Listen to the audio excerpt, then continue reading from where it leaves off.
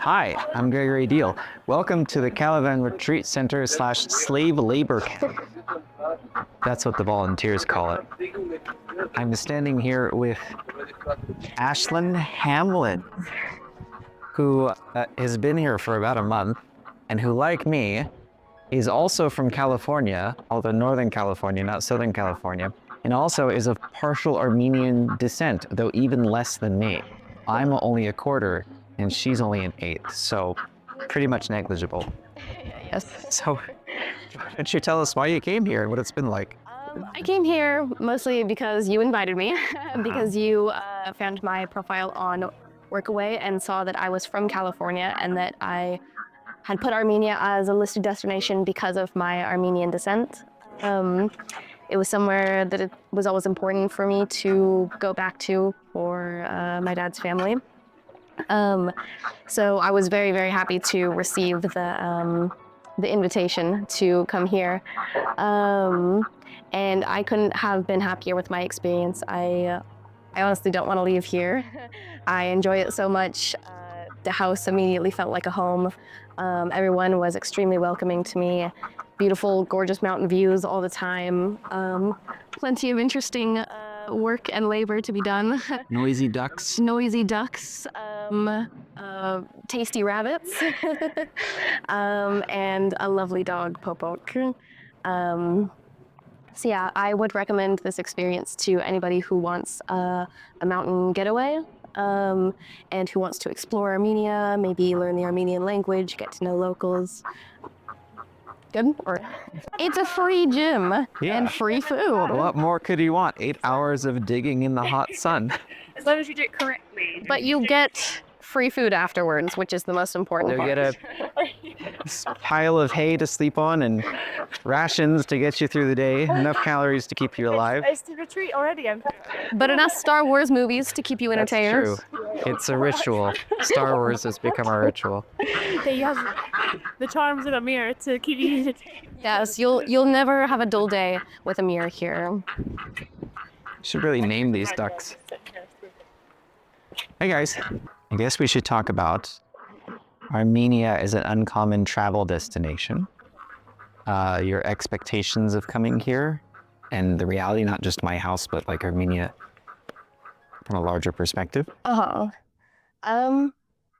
would say on my limited knowledge, it held up to kind of what I had in mind, just like, I don't know, old cars, lots of drinks, and I think like the night that we went over to Samvel's house, and yeah, drinks and like just fried potatoes on the wood stove and meat and bread and just like a little party going on. I think that's kind of what I had in mind. Yeah, that's pretty much everyone's experience of Armenia. Yeah, lots of just Friendly locals. cows walking around, Shots of friendly vodka, locals. Yeah, lots. lots of vodka, lots of cigarettes.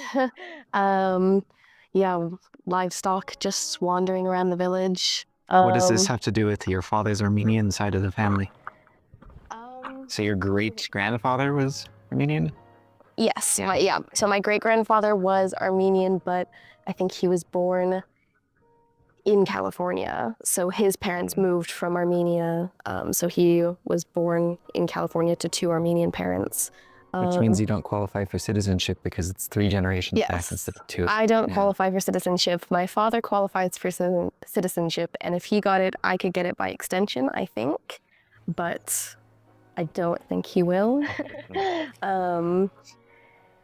But honestly, I know that he would love it here. Like everything here reminds me of him. Like, I know that this would be literally his paradise. Has he ever been to Armenia? No, he always That's said surprisingly common. he always said that he would take us, and then he never followed through on that promise. Most of the Armenians I know in America, either descendants or still full-blooded Armenians, they talk a lot about Armenia, and virtually none of them have ever been here. Yeah. And they live their whole lives like idolizing and talking about and mythologizing this place, Armenia, round family tradition where we come from. And they've never been here, and they seem to have very little idea of what life is actually like here. Yeah, no, I would say that's very true. All my life, all I heard about was my dad talking about Armenia, making Armenian food, just talking about this place that he was one day going to take us, like his children, back to. And he never did. We joke that this is a slave labor camp for our volunteers, but in reality, what kind of work did you do here as a volunteer? Yeah, I enjoyed all the work that I did here as a volunteer. I worked many different kinds of jobs. I helped build this greenhouse a bit, starting from sprouting of the seeds on like wet cotton indoors, and then putting them in, transplanting them in small little pots here. Helped dig out this space of the garden, helped put up these boards, helped seal the cracks so that this could be a working greenhouse to grow lots of vegetables and herbs, all the things you'll need. It turned out very well, and I'm very, very happy and proud of the work that I've done. One thing that you and some other volunteers have commented on, that if they stay here for more than even a few weeks, they notice how different things are by the time they leave. Like just in the span of a month, a lot has been accomplished. Like the greenhouse was basically just this big piece of plastic before, and now it's a functioning greenhouse with minimal work, just because we have enough people now actively working on it. And if you look back like on an interview video we did 6 months ago, yeah, you can see there's been a radical transformation in the house and the area around the house. And I think that's because we've finally more or less gotten a good system for keeping good volunteers and kicking the bad ones out. So a lot more work gets done, which of course isn't, the only thing that matters, like just work, right? We want them to be enjoying the work they do. We want them to be learning something valuable, having some kind of meaningful experience from the work they're doing and interacting with each other.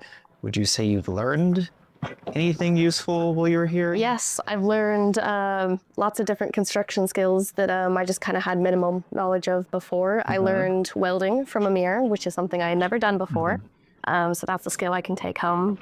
Yeah, I know Samvel, our construction master, the Armenian neighbor, was very impressed that you, a girl, were eager to work with tools and learned very quickly, better than many of the boys, because that's still a very outdated stereotype here that women are basically physically useless. And and you're not the first. We've had other women that he was impressed to see they were eager to get their hands dirty, learn how to work with tools and build things. And so we're slowly smashing the Armenian patriarchy and stereotypes here. Yes, if I could, my parting gift from here would be that maybe I've taught maybe some men a thing or two about the fact that women are physically capable of work and mentally capable as well.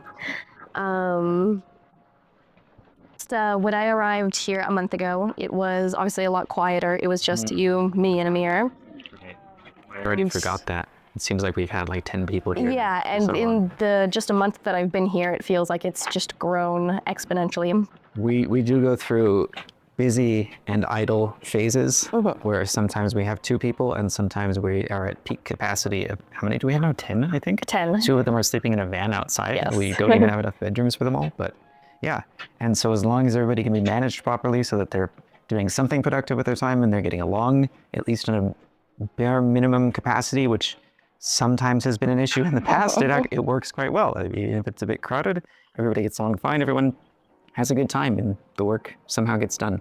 My favorite thing is when people just show up at my house and immediately tell me 10 things that they want to do to improve my house. 10 things I never would have thought of or even known to be thinking about. And I just get to say, sounds good to me, go for it. You're the expert, you do it. These views are going to be really nice in about a month when everything turns green. But you had some better views yesterday on your hike. Yes, it was a 10.5 mile in total hike up to a view of Lake Savan. We walked that way, trekked through some deep snow and lots of sun, hence the sunburn. And yeah, the mountains are extremely fun to climb, especially with Sambo as our guide. But yeah, every time, I mean, even in the dead of winter, when all the trees have lost their leaves, every morning I'd wake up and look out into this view with the snow-capped mountains, and I would feel very happy every day. This is the pen where we keep the ducks and the rabbits. We got more small ones because, unfortunately, when we were having a rabbit for our dinner, we did not know that the rabbit in question was pregnant, and we accidentally murdered the babies. Yes, I killed the rabbit, but it was a very humane method, I think. A very, very quick death, snapping the neck, and immediate decapitation afterwards. Describe it in a little greater detail, please. Okay.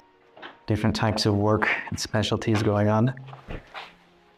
So, as we were saying, we really like to let people kind of choose what kind of value they want to contribute, you know, which means that you can't really have an absolute measure of like, how much work did you get done today? I mean, in general, we expect you to work a certain number of hours a day at the very least.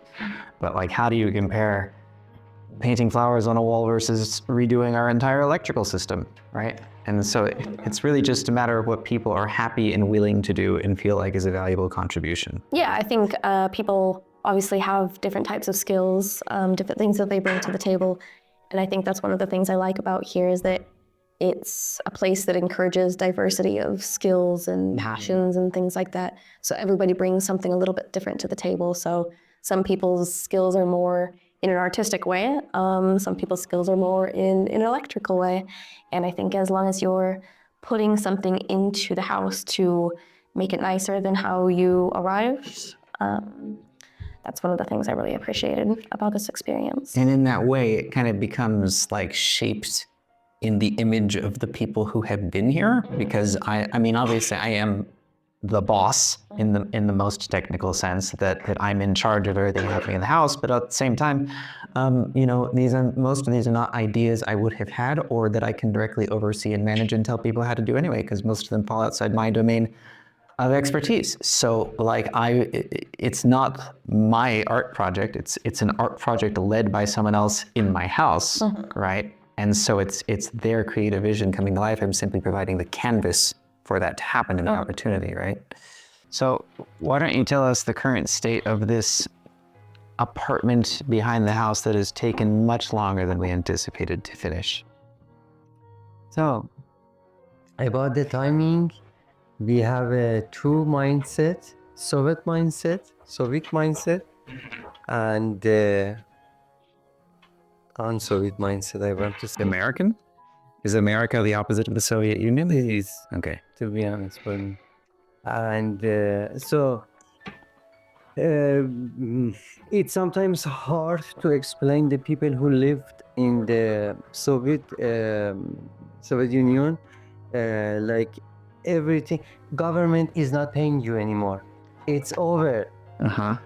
It should be financially make sense. It should Make financially make financial sense or make Yeah, financial it sense. should make financial sense, and it's hard for them to understand. So when you, for example, wants to make a wall which material is almost free, the labor job cannot be, for example, like as expensive wall as possible, you know, or Right. you could have, or everything should be fast. But for them, because they lived in the society that everything was free, you are at the labor of government forever. So it's hard for them to understand, and maybe hard for Americans. There's a word to describe the phenomenon you're talking about. It's called the profit motive or incentive. To be motivated by profit. It's one of the many blessings of the land of liberty that people are motivated, incentivized by profit. Yeah. Meaning that the better job you do, the more you get rewarded. Yeah. Yeah, so that wasn't part of communism in the Soviet Union. Everything was just the same no matter what, right? You got paid to show up, not paid to produce results. Yeah. So it's And you can see that in some of these Soviet volunteers we've had here who thought their job was to show up. standing They- around. And one of them, he was perfect on wearing the working clothes. That's it. Okay. It's like, He matched the image associated with results, but not the results. Yeah. The job is to have the working clothes, have the tools. That's enough. Yeah. Don't use them. And yeah. But the apartment, should we explain about the apartment? No. Yeah, please do. Please do. Yeah, okay. Yeah, what- So about the ceiling, we put the insulation, and as normal people, we start to think about, okay, what if there is a fire here? So we burned a piece of insulation to see how fast it will burn, and it was really fast, really fast. So we are putting another unflammable, Inflammable? inflammable, like it's not burning. Yeah, it can't burn. Yeah, to protect the ceiling from fire, and after that, this fabric will stretch to the wood, and it's not visible that it's a fabric or it's a ceiling, like a hard ceiling, Okay. until you touch it. Okay. Okay. Maybe it will leave you. Okay, so we're going to experiment. This whole thing has been an experiment. I don't think anyone in this country has built this way, at least not in several decades. And so we're all just making it up as we go along. I read something in a book somewhere. Let's try it, see if it works. Yeah, it's a laboratory. Laboratory. Yeah, actually, you are spending money for the nation. And all this clay, where did it come from? Mountain, Yeah. right there. How many Actually, trips have you taken out to the Clay Mountains to collect this? 4 times. Yeah. 4 times normal pickup. That's great, because if I had to buy all this clay by the kilogram, I don't know how many thousands of dollars I would have spent on it. So thanks, buddy. Yeah. So someone asked me recently, because they knew that I'd spent a long time traveling, about 12 years to about 56 countries total. And they were asking me how that changed my view of America since I grew up in California. What I said to her was that in many ways, of course, you notice the shortcomings and blind spots and flaws in your country. I'm the first one to make fun of my fellow countrymen. In fact, I would say that's a proud American tradition to make fun of Americans for all the obvious reasons we are worth making fun of. But also, in many ways, it gives you a deeper appreciation for some of the things that, in all honesty, I can say that America still somehow does better than everywhere else I'm aware of on the planet, such as like an emphasis on individual rights and liberty and entrepreneurship and self-determination. And I think it can be very difficult for Americans who have never left America, even ones who pride themselves on being American, to really understand the value and the scarcity of those things in the world. Have you seen anything like that? Do you know what I'm talking about? Yeah, no, I think that is one of the things that I do appreciate, just traveling other places and then returning back home. There really is like a lot of focus on just, we are an incredibly diverse nation and we have so many different skills and assets all bringing something to the table to build a country. And there is like a lot of focus on individuality, because I think one of the things that makes America unique is that we don't have, like thousands of years of like a traditional culture. It was all built and founded on like new ideas and like new ways of doing things. And not having that traditional culture, I think there's not much to hold on to. There's a phrase for that. So I don't know. We are unburdened by what has been. Yes, that is a quote that I've seen written. Armenians will talk about their thousands of years of proud history and trauma, and both the positive and the negative. Like it's essential to their worldview and their sense of who they are. And as in a country, Americans only have 250 years to go back, right? And for many people, that's kind of where their sense of history and identity begins. The American Revolution, 1776, Thomas Paine and George Washington.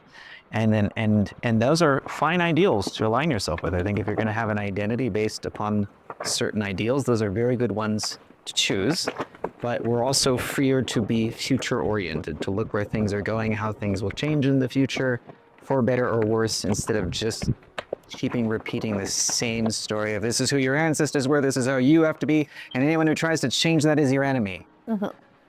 Yeah, I would say in my experience traveling, like I can both go to places and appreciate their sense of like culture and tradition while also thinking that there can be a balance with the more modern worldview of letting go of the past and trying to find new and improved ways of improving your own life and improving the life of those around you. And yeah, I think essentially everything comes down to a balance of appreciating a culture and also looking towards the future. Well said.